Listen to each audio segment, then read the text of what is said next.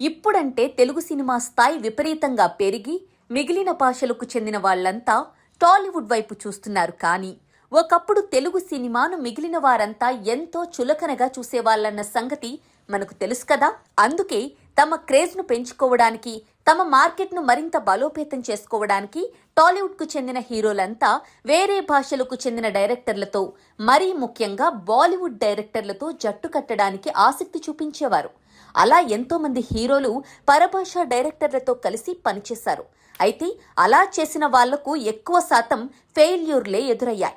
ఉదాహరణకు తమిళ డైరెక్టర్లతో మన తెలుగు హీరోలు చేసిన సినిమాల్లో హిట్ టాక్ తెచ్చుకున్నవి చాలా తక్కువనే చెప్పాలి. ఇక బాలీవుడ్ డైరెక్టర్లతో టాలీవుడ్ హీరోలు చేసిన సినిమాలైతే మరీ దారుణమైన టాక్ను తీసుకురావడంతో పాటు వారికి చాలా చేదు అనుభవాల్ని మిగిల్చాయి. గతంలో రామ్ చరణ్ బాలీవుడ్ ఎంట్రీ ఇస్తూ అక్కడి డైరెక్టర్తో జంజీర్ తీయగా అది డిజాస్టర్ అయిన విషయం మనకు తెలిసిందే. దీనిపై RRR ప్రమోషన్ టైంలో జరిగిన ఓ బాలీవుడ్ ఇంటర్వ్యూలో జంజీర్ సినిమాపై యాంకర్ రామ్ చరణ్ను ఆట పట్టించగా ఎన్టీఆర్ చరణ్ని చూసి నవ్వడం మనం చూడొచ్చు.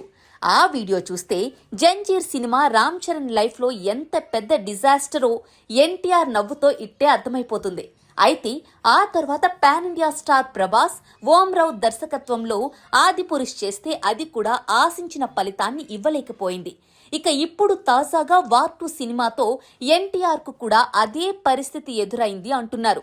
అయాన్ ముఖర్జీని మరీ ఎక్కువగా నమ్మేసి తారక్ వార్ 2తో ఎవరు ఊహించని షాక్ను ఎదుర్కొన్నాడు అంటున్నారు.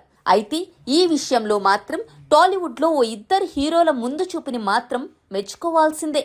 వారిలో super star Mahesh Babu ఒకరైతే icon star Allu Arjun మరొకరు. వారిద్దరూ ఇండస్ట్రీలోకి వచ్చి ఇన్నేళ్లవుతున్నా కూడా ఎప్పుడూ బాలీవుడ్ డైరెక్టర్ల జోలికి వెళ్లలేదు.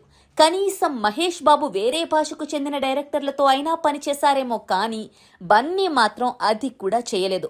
మధ్యలో బాలీవుడ్ డైరెక్టర్లు చెప్పిన కథలు విన్నప్పటికీ వాటిని గుడ్డిగా నమ్మేసి ముందడుగు మాత్రం వేయలేదు.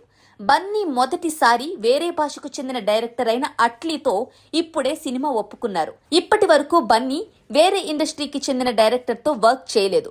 ఓవైపు ప్రభాస్, రామ్ చరణ్, ఎన్టీఆర్ బాలీవుడ్కు వెళ్లి ఎదురుదెబ్బలు తింటే మహేష్, బన్నీ మాత్రం సౌత్ ఈజ్ బెస్ట్ అనే ఫార్ములాను ఫాలో అవుతూ తమ కెరీర్లో ముందుకు సాగిపోతున్నారు. మహేష్ తమిళ డైరెక్టర్ మురుగదాస్తో స్పైడర్ మూవీ తీసి అతిపెద్ద డిజాస్టర్ తన ఖాతాలో వేసుకున్నారు మనకు తెలుసు.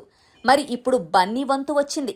అట్లీ బన్నీ కాంబో కూడా ఇప్పుడు సూపర్ బంపర్ అంటున్నారు. కానీ అట్లీకి తమిళ్లో కాపీ క్యాట్ అని పిలుస్తూ ఉంటారు.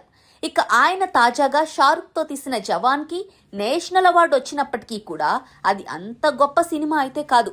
జవాన్ కలెక్షన్ల పరంగా సూపర్ హిట్ అయి ఉండొచ్చు గాక, కానీ కథ పరంగా సినిమాలో అసలేమీ ఉండదు అనేది ఒప్పుకోవాల్సిన నిజం. మరి అలాంటి అట్లీతో బన్నీ నెక్స్ట్ ఫిలిం నెక్స్ట్ లెవెల్లో ఉంటుంది అంటున్నారు. మరి చూద్దాం, పరభాషా డైరెక్టర్ చేతిలో మన స్టార్ మరొకసారి బలి అవుతాడో సేఫ్ అవుతాడో.